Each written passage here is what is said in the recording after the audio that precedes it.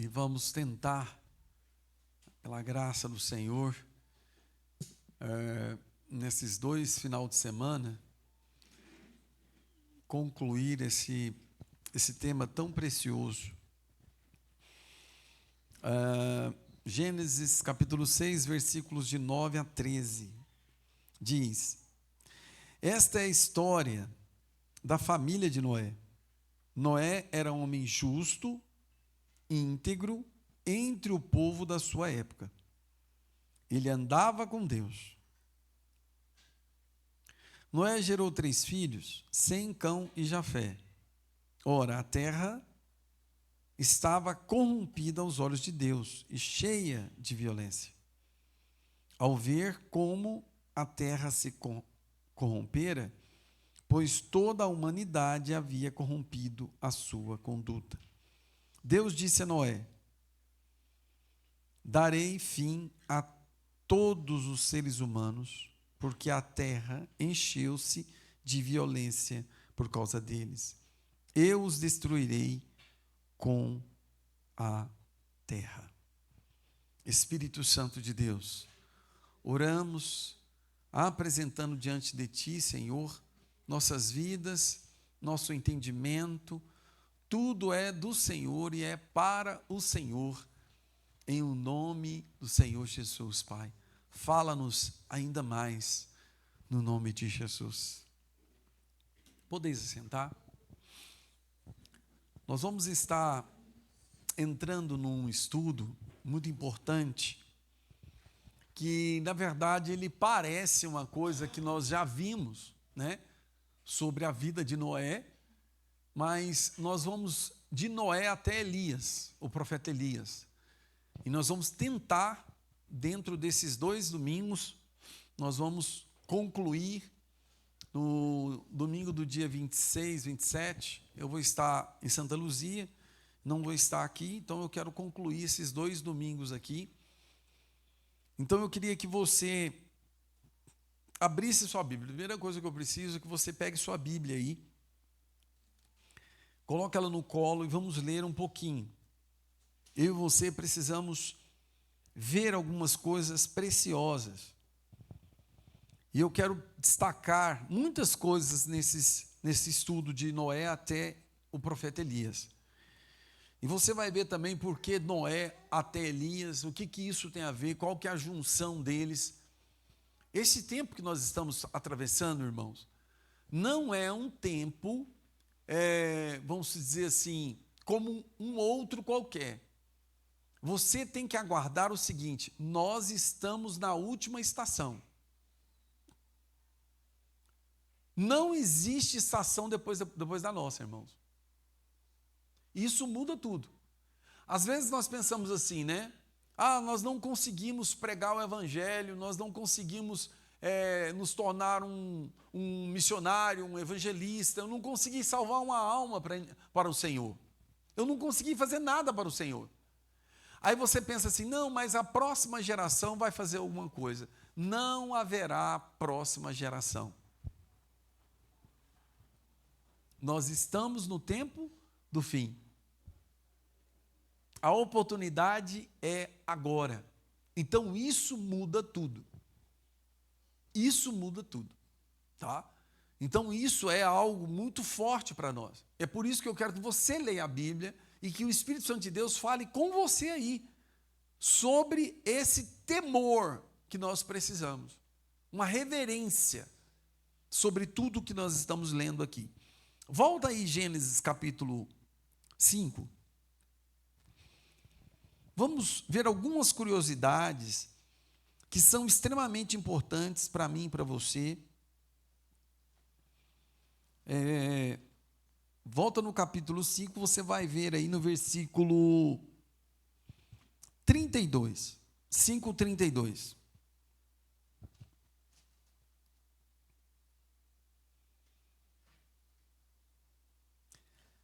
Aos 500 anos, Noé tinha gerado Sem, Cão e Jafé. Deixa eu ver ali. Quando Noé completou 500 anos, havia gerado Sem, Cão e Jafé. Isto. Agora, Você viu aí que ele tinha 500 anos com os 3 filhos, certo? Quando nós lemos lá no versículo 9, está falando da integridade que não tinha nele nenhum dolo, nenhuma mancha, ele era um homem íntegro, não havia nele erros. E aqui, no versículo 10 do capítulo 6, Noé gerou 3 filhos, Sem, Cão e Jafé. Então aqui ele tinha 500 anos, entendeu? 500 anos. Olha o versículo 11 do que nós lemos. Ora, a terra estava corrompida aos olhos de Deus e cheia da violência. Ao ver a terra corrompida, pois a humanidade corrompeu a conduta dele, disse a Noé: darei fim, porque a violência é por causa deles. Eu destruirei a terra, você, porém, fará uma arca, tal. Aqui, no versículo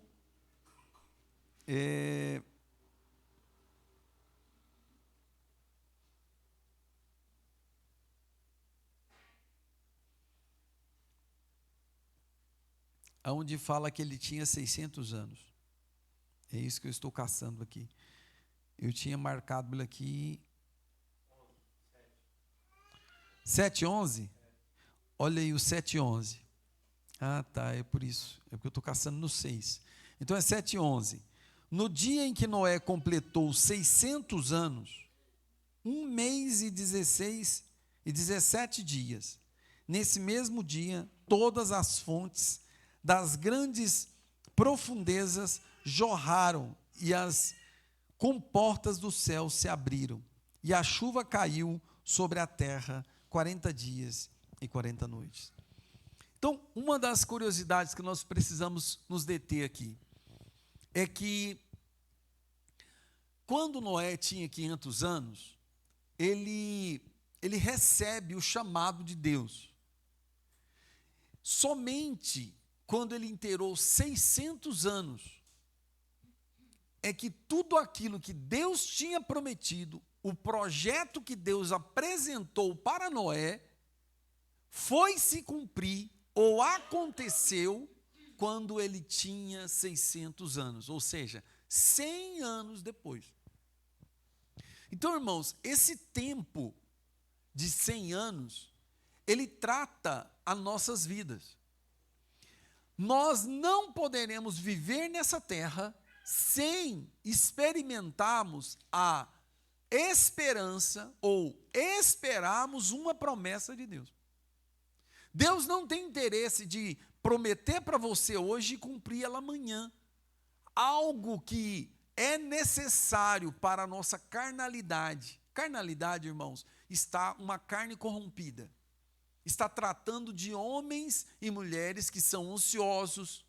Nós temos deficiência em recebemos de graça algo muito valioso. Sabe o que vai acontecer com a gente?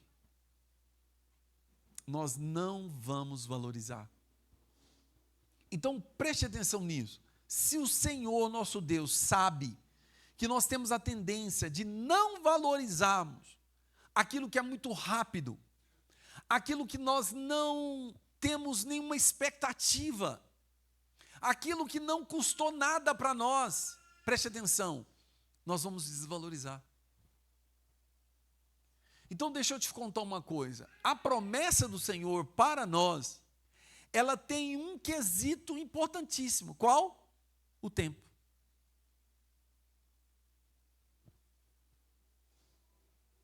A mamãe, ela precisa de 9 meses para ver o seu filho tão amado.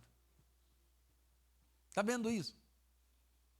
Então, são detalhes que parecem insignificantes. Mas Deus, ciente de todas as coisas, Ele entende que se nós tivermos acesso à promessa dEle de forma precipitada, o que vai acontecer comigo e com você? Não vamos valorizar. Vocês lembram do problema que aconteceu entre Jacó e Esaú, seu irmão? Esaú era o que tinha posse da bênção da primogenitura. E o que aconteceu com Esaú, irmãos? Na hora da fome, apertou o estômago dele. Uma necessidade básica de qualquer um. O que aconteceu com ele? Ele deu uma fomezinha, o irmão dele estava fazendo um guisado, e aí o que aconteceu? Olha, você quer me dar esse guisado aí? Eu te dou minha primogenitura. Que troca mais idiota é essa? Matou a fome dele daquela hora, sendo que daqui 4 horas ele estaria com fome de novo. Então, por exemplo, nós podemos falar sobre o sexo. O sexo, ele é uma necessidade fisiológica. E ele dá um prazer minutos. Aí eu quero te falar o seguinte, às vezes as pessoas trocam a santidade, a presença de Deus, a integridade, como falou aqui da vida de Noé, perde a integridade, a santidade, a pureza diante de Deus, por causa de minutos de prazer, que daqui a algumas horas vai vir de novo essa mesma necessidade fisiológica. Então isso tem muito a ver, esses 100 anos que Noé passou aguardando a promessa de Deus. Qual promessa? Que ele teria que fazer aquela arca. Por quê? Porque a terra, aos olhos de Deus, estava corrompida. E esse assunto de aos olhos de Deus, para mim e para você, é extremamente importante. Por quê? O mundo aí fora, ninguém que você vai lá e não conhece a Deus e não tem temor do Senhor, vai falar para você que o mundo está perdido. Tem pessoas aí que são cada vez mais gananciosas, querendo conquistar o mundo. Qual mundo? O mundo que está sendo destruído. Aos olhos de Deus. Nós temos acesso à presença de Deus. E deveríamos saber, através do nosso Pai, que o nosso Pai não vai nos deixar perder tempo com o mundo que está sendo destruído. Vocês estão conseguindo entender isso? Se você não tem os olhos de Deus, você vai amar o mundo e desejar o mundo. Agora, se você tem os olhos do seu Pai, você vai ver que o mundo é uma perca de tempo, porque aos olhos do nosso Pai, o mundo está sendo destruído. Nós só pegamos um versículo até agora, irmãos. Nós só pegamos um versículo. E nós precisamos extrair muitas coisas que têm a ver conosco. Eu não estou falando aqui de algo que é mirabolante para levarmos para as pessoas lá fora. Não. Nós estamos falando algo que é para nós. É para nós. Qual que é o primeiro quesito? Saber esperar. E esse saber esperar não é saber esperar de qualquer maneira. O povo que estava no deserto, irmãos, eles esperaram 40 anos, devido às suas desobediências e tudo mais, mas estavam no deserto. E por estar no deserto, irmãos, vamos lá, vamos pensar comigo. Nós estamos no deserto mesmo, aqui está bagunçado, então vamos levar o negócio de qualquer maneira, não precisa de ficar naquela rigidez toda, guardar o sábado, entendeu? O maná que caiu do céu, e aquela bagunça toda ali, eu acho que aquele negócio ali é muito rigoroso. Porque nós estamos no deserto mesmo, vai todo mundo morrer, então vamos fazer um negócio de qualquer maneira. Então o esperar não é esperar de qualquer maneira. O seu esperar, o meu esperar, tem que ser na obediência, no temor ao Senhor, em estar numa consciência de que Deus está trabalhando nos nossos corações. Então aqui nós vamos ver isso com a forma mais bonita hoje. Mas ao mesmo tempo nós temos que tomar posse disso. Porque se você não enxerga os olhos do seu Pai, você pode correr para o lado errado. Você pode estar correndo para o lado errado. O seu pai está por um outro lado e você está buscando coisas erradas. fora do centro da vontade do seu Pai. Olha o que nós colocamos aqui. Estamos vivendo um período de transição global no aspecto espiritual. Está tendo uma virada no aspecto global do mundo. Está tendo uma virada no mundo espiritual. Assim como Noé foi o homem que caminhou entre dois mundos. Qual dois mundos foi esse? O antediluviano e o pós-diluviano. Preste atenção, a igreja de hoje está posicionada na fronteira, nada a ver com o nosso nome, na fronteira entre os dois mundos, o mundano e o espiritual. O Senhor nos chama hoje a despertamento da consciência. Eu preciso ter consciência de tudo isso, porque o mundo que nós estamos vivendo tem dois mundos aqui. O mundo do reino das trevas e o mundo do reino da luz. Não podemos mais dormir o sono da negligência. Lembra das 10 virgens?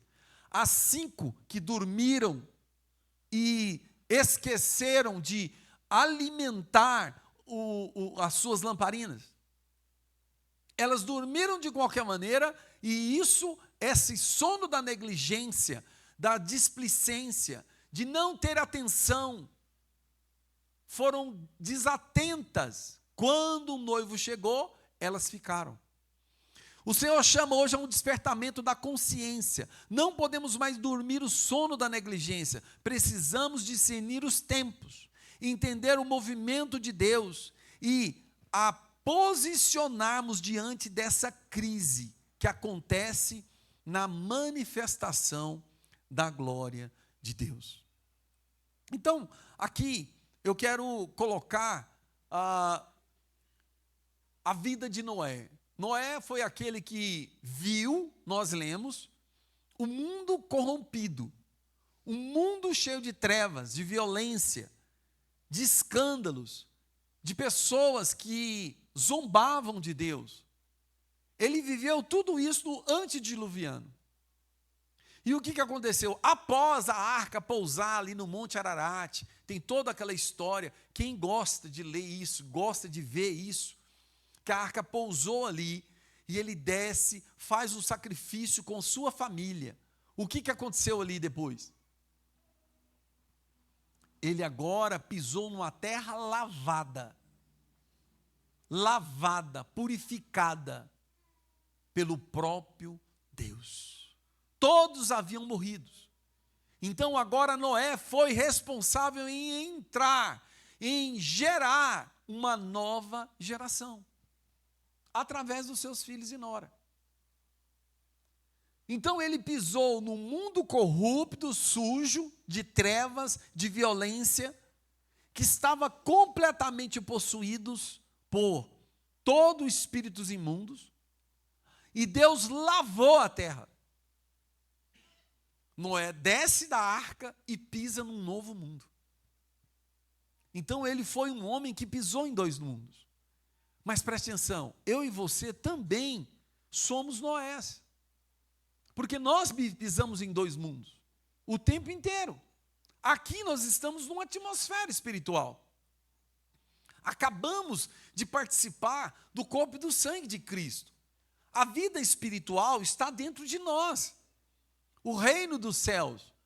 O Lucas estava falando uma loucura para aqueles que estão lá fora. Buscar primeiro o reino dos céus? Uai, deixar minha casa? Parar? Como assim? Como que eu vou buscar o reino dos céus, sendo que eu preciso de ser sustentado? Eu tenho que trabalhar mais. Isso é a voz do que estão sem Deus. É loucura. Então esse mundo aqui, irmãos, é um mundo espiritual. É um mundo onde Deus aqui é que reina. Então aqui é diferente.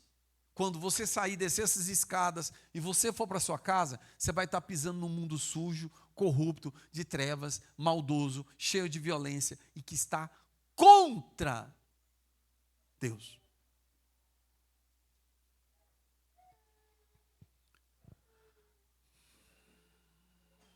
Então agora nós vamos começar a entender o processo que Deus quer nos levar.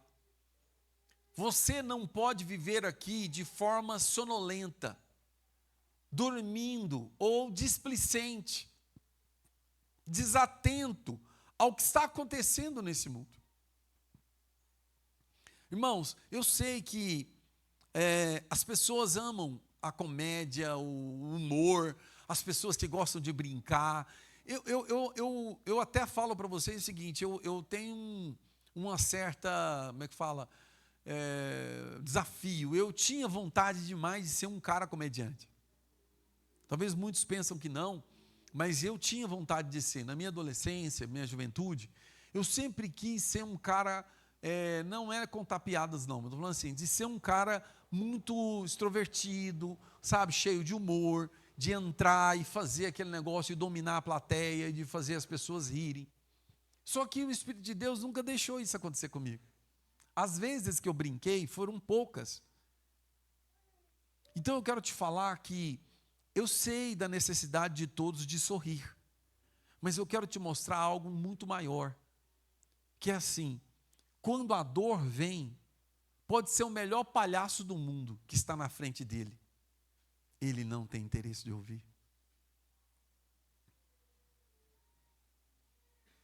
Quando a dor vem, irmãos, segunda-feira, você pode colocar, na segunda-feira que passou, você poderia colocar o melhor palhaço do mundo na minha frente. Eu estava em dores, o Aleph me levou para o hospital, meu Deus, nem sei explicar para vocês o que era aquilo. Não tem nada nesse mundo que poderia parar e fazer eu ter atenção no meio daquela dor. Então eu quero explicar para você que o mundo aí fora necessita de muito mais de homens sérios, homens que têm a luz de Deus, do que palhaços. Então nós temos que entender isso. Essa seriedade aqui, ela vai mudar a sua vida, a vida da sua família e das pessoas que estão em sua volta, cujo você é o responsável. Você acha que você tem pouco de Deus? Mas o pouquinho que você tem, irmãos, é Deus que te deu. E você precisa zelar dele. E você se tornar responsável pelo pouco que você tem para cuidar daqueles que estão lá fora, sem Deus. Você tem se tornado responsável? Por isso? Por o pouco que você tem? Se você não se tornou responsável, eu vou te dar um alerta. O Senhor vai te cobrar. Pelo pouco que você tem, você precisa buscar a responsabilidade de levar para aqueles que estão sem Deus. Então vamos lá. Vamos comigo agora, já entrando aqui numa fase importantíssima desse dilúvio. Eu falei até ontem no encontro de casais um pouquinho daquilo que a gente já estava no coração para ministrar. Eu falei aqui, vamos para capítulo 8 de Gênesis, veja comigo versículos 6 e 7. Obrigado, viu?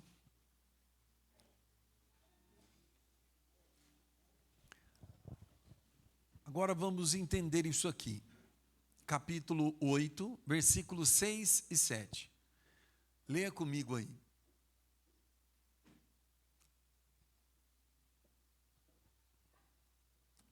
Passados 40 dias, Noé abriu a janela que fizera na arca, esperando que a terra já tivesse aparecido, Noé soltou um corvo, mas este ficou dando voltas. Então eu quero te mostrar isso aqui. Vamos entender um pouquinho sobre essa história do corvo. O corvo, ele representa toda a natureza perversa que se alimenta de destruição.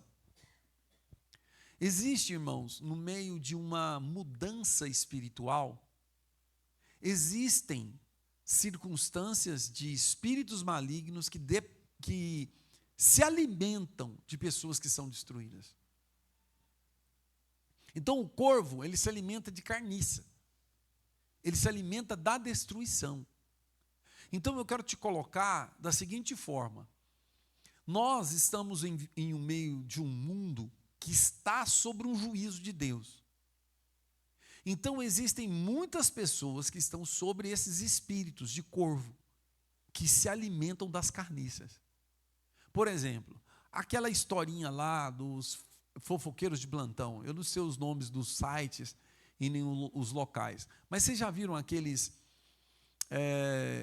aquelas pessoas que eles fazem um programa lá na internet, que eles ficam contando tudo quanto é fofoca dos famosos, mas eu não estou falando de famosos do mundo lá fora. Eu estou falando fofoca do mundo gospel.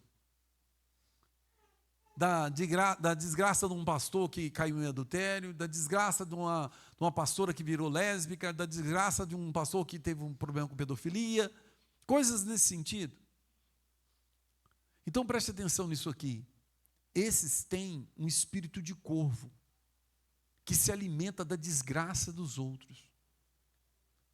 E eu vou te falar uma coisa séria. Essas histórias que nós ouvimos de pastores que começam a pregar só para denegrir denominações, títulos de pastores, a política, eles têm espíritos de corvo. E quando você está ali junto com eles, sabe o que acontece com você? Você se torna uma pessoa fétida. Você se torna uma pessoa mal cheirosa. Quando você chega perto dela, meu irmão, deixa eu te falar, nós vamos começar um jejum. Pastor, você ficou sabendo? O pastor João da Silva Sauro fez um jejum lá e todo mundo morreu. Eu falo, irmão, mano, nós vamos começar um jejum aqui, você está me dando uma notícia, tipo, não faça jejum, pastor, porque você viu, deu problema lá. Eles entraram na justiça contra o povo, porque deu problema no estômago do povo que fizeram o jejum. Nós vamos trabalhar com crianças. Pastor, cuidado, viu? Está tendo muito problema de pedofilia. Irmão, peraí, irmão. Vai tomar banho na palavra do Senhor e arrancar essa carniça sua. Toda vez que chega perto dessa pessoa tem um espírito de corvo. Ela só fala palavras contrárias. Deus me livre, tudo na boca dessa pessoa é morte. É um espírito de corvo que ela tem. Se alimenta da destruição, ela ama falar as coisas das desgraças dos outros. Isso é uma coisa horrorosa. E isso é algo que nós precisamos buscar aqui agora, diante do Senhor. Esse corvo, ele vai nos demonstrar, irmãos, um apontamento para um determinado fim. Vamos estudar isso melhor, porque agora nós vamos entrar na história de Elias. E aí eu já quero caminhar aqui para o final, que no domingo que vem nós vamos falar mais sobre a pomba. Mas agora nós vamos nos deter no corvo.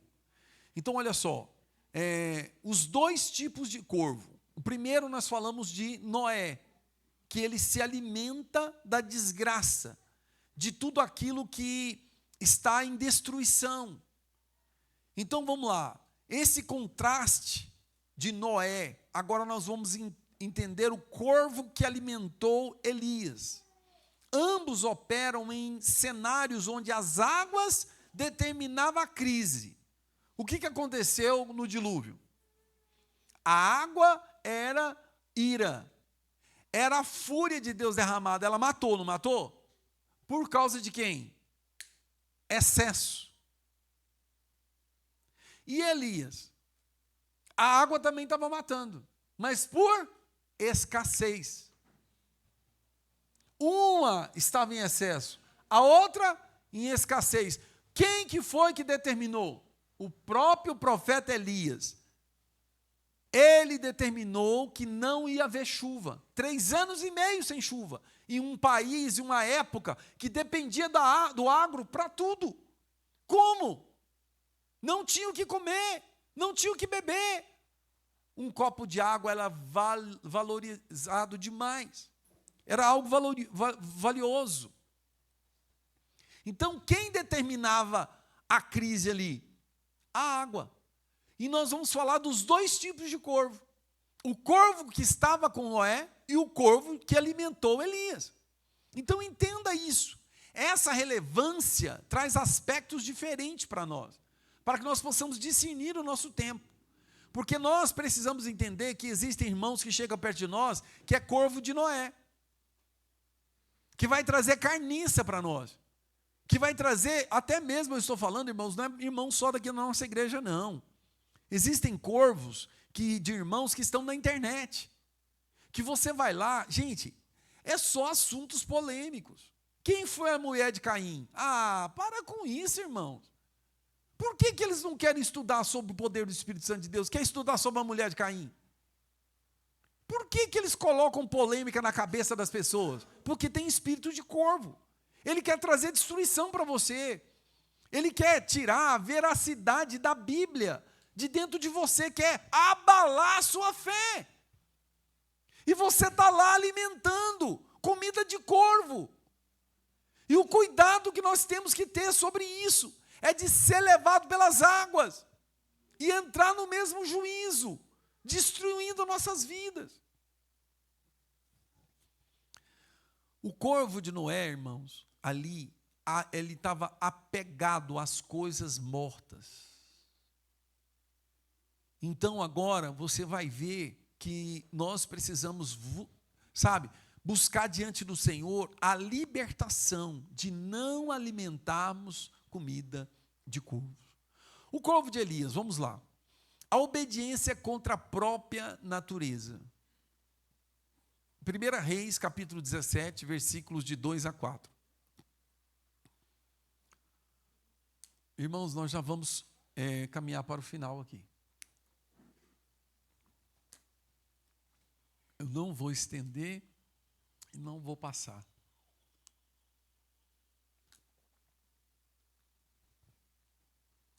Primeira Reis 17, os versículos de 2 a 4. Nos dias de Elias, quando o ribeiro de Querite começou a secar devido à grande seca de 3 anos e meio, Deus ordenou que aves carniceiras, que naturalmente guardariam a comida para si, alimentasse o profeta. Deus subverte a natureza do animal para sustentar o seu remanescente na escassez. Depois veio a ele a palavra do Senhor dizendo: retira-te daqui, vai para o oriente e esconde-te junto ao ribeiro de Querite, que está diante do Jordão. Beberás do ribeiro, e eu ordenei aos corvos que ali te sustente. Vai para mim com o versículo 6 e 7 agora, do mesmo capítulo 17 de 1 Reis. Os corvos lhe traziam pão e carne pela manhã, como também pão e carne ao anoitecer. E ele bebia do ribeiro, mas passados dias o ribeiro secou, porque não chovia sobre a terra.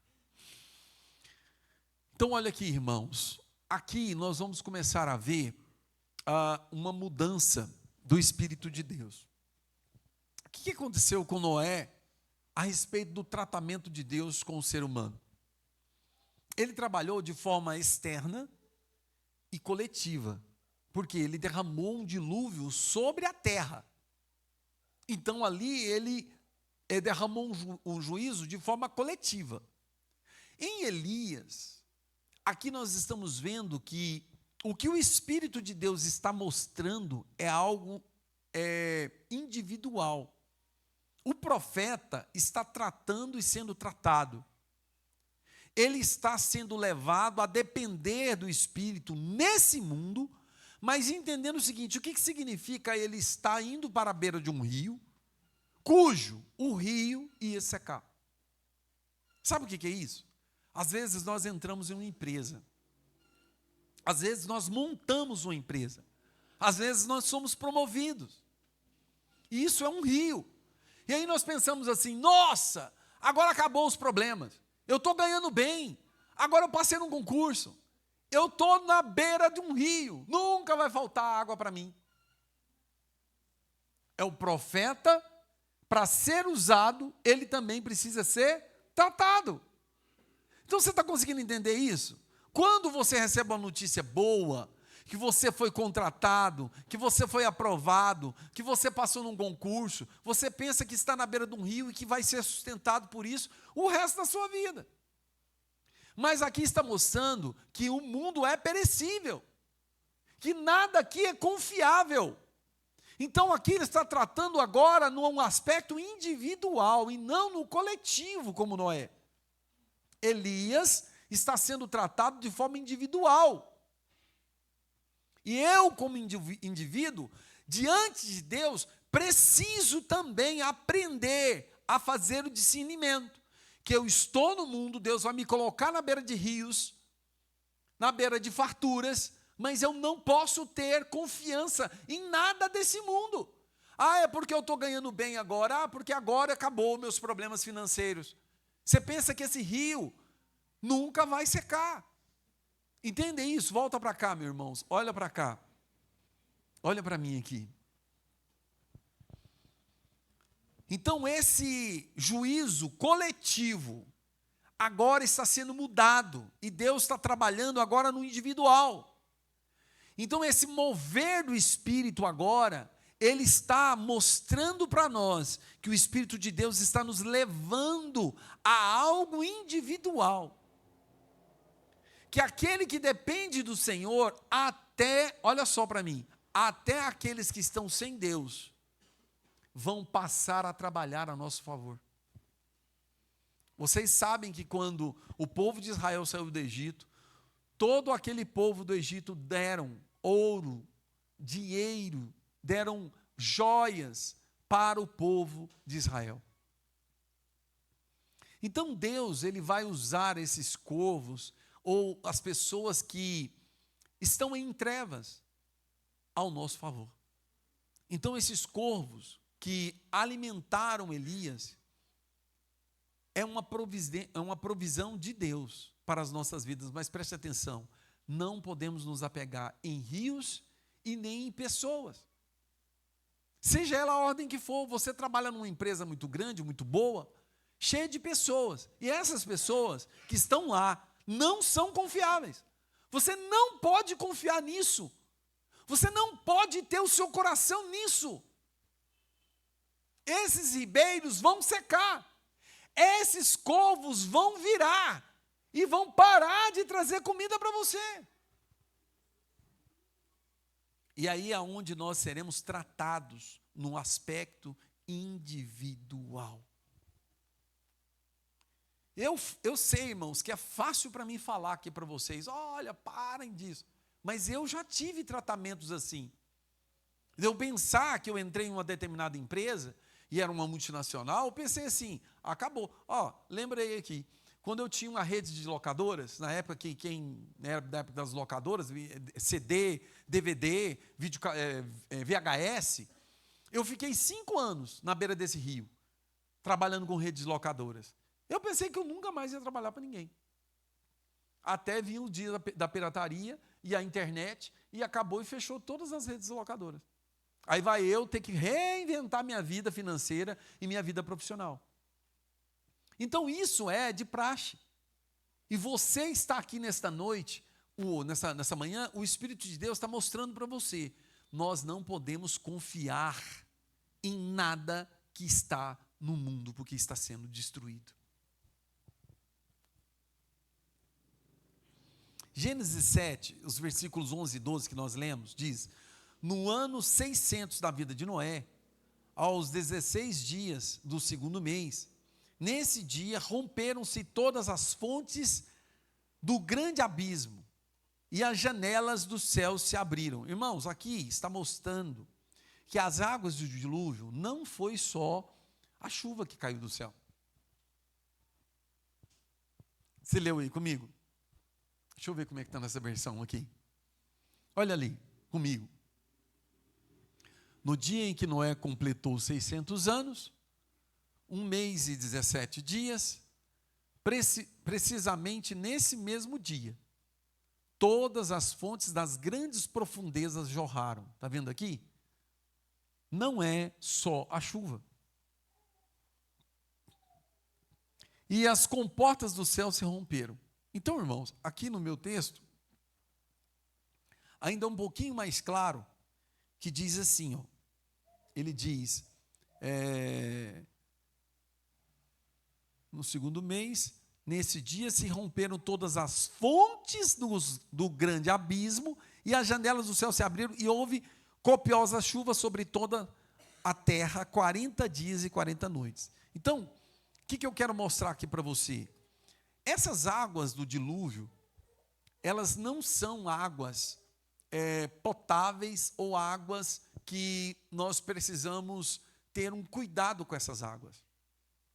Às vezes nós estamos no mundo nos alimentando, tentando buscar sustento com o próprio fornecimento de água do mundo. Mas você entendeu agora que essas águas não são confiáveis. Há uma mistura, irmãos, de tudo aquilo que é produzido na terra. Preste atenção aqui. A corrupção, ela é um pecado. E nós manuseamos dinheiro corrupto. O nosso dinheiro é sujo. Se você pegasse aqui agora R$1.000 com notas de R$50, essas notas passaram primeiro na mão dos tráficos de drogas, das prostitutas, de ladrões, de assaltantes, de um monte de coisa até ela chegar na sua mão. Então não são só de chuvas. Existem esses grandes abismos que também romperam e se misturaram nas águas do juízo de Deus. Então as águas do dilúvio não é só a água de Deus. A própria maldade que existe no mundo está tratando e destruindo o mundo. Nós não podemos confiar nisso. Nos dias de Elias, a seca severa tornou um simples copo d'água o bem mais valioso da terra. No meio do colapso de uma nação inteira que estava distante de Deus, Deus direciona o seu profeta para um mover individual, dentro do lar, dentro de uma casa de uma viúva estrangeira. O milagre não foi o palácio de Acabe, foi na panela e botija de Sarepta. Então isso aqui está mostrando para nós o seguinte: desde Noé, que Deus fez de uma forma genérica, eliminou toda a raça humana, agora ele não. Ele está indo de casa em casa, indivíduo por indivíduo. Ele está cuidando de coração por coração. Ele está movendo vida por vida. Ele está enviando o profeta para bater de casa em casa. Sabe, cada pessoa tem a sua particularidade. Um é porque tem de mais, outro é porque tem de menos. Outros é porque estão sozinhos, outros é porque vivem com a família cheia de gente. É gente demais na família deles. Outros é porque vivem sozinhos. E assim sucessivamente. Outros é porque tem saúde demais. Outros é porque vive doente. Então essas individualidades, o Senhor está cuidando caso a caso. Então quando Ele envia o profeta para uma terra de escassez, aqui você tem que entender que a mesma água que matou por excesso, é a água que matou por escassez. Então hoje nós continuamos no meio do dilúvio. O dilúvio não acabou. Ele só trocou. Lá era o excesso, agora existe uma escassez. Mas nós estamos no meio do dilúvio. Aqui é uma grande arca. Cristo é a grande arca. Nós estamos em Cristo. E nós estamos assistindo lá fora as pessoas sendo devoradas por essas fúrias da água. Ou a fúria da escassez da água. Da forma melhor que você entender. Porque tem uns que estão com tanto dinheiro que começaram a buscar, sabe, a escravidão do diabo, estão levando em massa um número gigantesco de pessoas, cada vez mais, para a destruição. Por quê? porque tem poder demais. Outros é pobres demais. Então tem um monte de fórmulas que o Espírito de Deus é o único que pode trazer discernimento para a vida individual de cada um. E o profeta Elias está para cá, ou para nós, nesta manhã, para nos mostrar aqui um Deus que se importa e que está batendo na porta da sua casa, conforme Apocalipse 3:20. Eis que estou à porta e bato. Então ele está à porta batendo para que nós possamos abrir, para que haja em nós esse mover do Espírito dentro da nossa casa, dentro do nosso coração, de forma individual. Vamos ler isso aqui para a gente encerrar? 1 Reis 17, olha os versículos 10 e 12.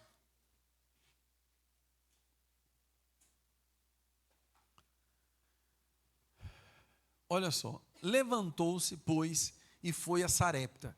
Chegando à porta da cidade, eis que estava ali uma mulher viúva apanhando lenha. Chamou-a e lhe disse: traze-me, peço-te, numa vasilha um pouco de água para eu beber. Indo ela a trazê-la, ele a chamou e lhe disse: traze-me também um bocado de pão na tua mão. Ela, porém, respondeu: vive o Senhor teu Deus, que não tenho nenhum bolo assado, senão somente um punhado de farinha numa panela e um pouco de azeite numa botija. E eis que estou apanhando 2 cavacos de lenha, para ir prepará-lo para mim e para meu filho, a fim de que o comamos e morramos. Eu quero me deter somente na última palavra dela. Essa mulher, ela estava com o mesmo espírito do corvo. Por quê? Ela falou sobre ela se alimentar para morrer, ela trabalhar para morrer, ela estava aguardando o tempo para morrer. Sabe o que essa mulher estava? Ela estava com a agenda marcada com a morte. Tem muitas pessoas que estão aí fora, cheias de dinheiro, são grandes comediantes, grandes artistas, mas já estão na agenda da morte. Por que você faz o que você faz? Eu jogo futebol, porque é até o dia que eu morrer. Por que você ganha esse tanto de dinheiro aí? Não, eu ganho esse tanto de dinheiro aqui pelo seguinte: é o dia porque eu vou morrer a qualquer momento, então tem que extravasar. Eu vou aproveitar ao máximo. E aí eu aproveitando ao máximo, o dia que eu morrer, morreu. Acabou. Eles já estão na agenda da morte. Eles já estão em decomposição. Eles não têm esperança de vida eterna e nem sabem de vida eterna. Eles já estão na agenda da morte. Não existe esperança na cabeça desses que estão trabalhando ou que estão tendo um mundo artístico, cenários de cinema, de glória, e eles em si, quando vão para os seus travesseiros, estão aguardando a morte. Então eu quero te falar que aqui o profeta estava indo na família que estava aguardando a morte. Ela não tinha esperança alguma. O medo dessa mulher de dar um copo d'água para aquele profeta era tão grande. Por quê? Porque o copo era uma preciosidade que existia naquela época. Agora, olha sobre o bolo. Irmãos, o que um bolo representa para você? Além de matar a sua fome. Representa uma comunhão, irmãos. De estarmos juntos, sentados à mesa, para comermos um bolo. Vamos sentar aqui, vamos comer um bolo? Vem cá, parte um pedaço aqui comigo, vamos ter um momento. Não é só a fome, mas não existia comunhão, amor. O profeta estava chamando ela para um momento de comunhão, onde ele poderia restabelecer nela o amor de viver. Muitos que estão até dentro das igrejas perderam a comunhão, e o amor de viver. Não tem graça mais, eles não querem nem vir congregar. Por quê? Acha que isso aqui é uma perda de tempo, tomar café junto, a arrumar junto, a fazer as coisas junto, igual nós fizemos encontros de casais juntos. Eles acham que isso aqui é uma, sabe? Ou não só especificamente da igreja nossa aqui em Goiânia, Aparecida de Goiânia, mas qualquer igreja. Aí fala sobre dízimo, aí fala sobre comunhão, sobre estudo da palavra, acha que isso é algo, assim, banal. Para que isso? Entende? Ontem, irmãos, preste atenção. Já fiz isso por muitos anos da minha vida. Eu vou contar isso para você a respeito da comunhão e do relacionamento que a gente tem que investir. Ontem foi o jogo do Brasil, lógico, né? Eu sou homem também e gosto disso. Aí, na hora que começou o jogo, eu lembrei. Falei, não, eu vou ter uma comunhão com o Senhor. A fila vai estar menor, porque muita gente vai estar correndo atrás do jogo, e eu vou ter um momento com o Senhor. E eu não assisti o jogo em jejum, a minha carne. E eu já fiz isso em várias Copas do Mundo. Fui para o joelho, fui para a leitura da palavra, na hora do jogo de futebol. Principalmente do Brasil, porque nem sei de times de futebol. Então, o fato é, qual é o mais importante para você? Está comendo um bolo diante de Deus? Ou você viver num mundo de prazeres regado pela sua carne, que satisfaz a sua carne? Entende isso? Isso está ficando cada vez mais raro, irmãos. A gente tem que ficar quase que implorando para as pessoas virem, reunirem aqui. A gente tem que implorar para as pessoas lerem a Bíblia. Temos que implorar para as pessoas para pregar o Evangelho. Nós temos que implorar para as pessoas para que elas possam buscar a Cristo. Se alguém pedisse para mim, falasse assim, olha, pastor Israel, pode deixar, a Cristina não te ama, mas nós vamos falar com a Cristina para você, para ela poder tratar o Senhor melhor, para ela te amar, para ela ter mais tempo com você e querer ficar aí na sua casa. Você está ficando sozinha, ela não quer ficar com você, ela não faz comida para você, ela não te busca, ela não tem prazer de estar com você, nós vamos conversar com ela para você. Pensou, irmão? Que triste isso. Eu ouvir os irmãos falar para mim, que vai falar para minha esposa querer cuidar de mim, querer ficar comigo, querer ter mais prazer comigo. Que casamento é esse? Então isso é muito sério. Isso é muito sério. Essa janela da arca, que se abriu no meio da destruição, ela está falando comigo, com você, porque Deus virou isso. Não é mais no coletivo, mas no individual. Nós vamos parar por aqui. Domingo que vem, nós vamos continuar, se Deus assim permitir. E nós estaremos diante do Senhor. Vamos colocar de pé. E o Espírito de Deus vai falar com você, mover sua vida, para que você possa ter amor, paixão por Ele, para que eu possa abrir o portão aqui da chácara, irmão, 7:30 da manhã no domingo. E eu já vi uma fila gigantesca ali na porta de pessoas. Ó, irmãos, o que aconteceu com essa fila? Não, nós queremos Cristo. Nós queremos nos reunir com Cristo. Nós queremos ouvir a palavra de Deus. Pessoal, irmãos, eu 7:30 da manhã, eu vou dar comida para os bichinhos aqui todo domingo, 7:30 da manhã. E eu abri o portão e eu assustar com um número de pessoas ali na porta. Por quê? Porque querem estar juntos em comunhão, comer o bolo, estarem juntos aqui para ouvir a palavra, apaixonados por Cristo. Meu Deus!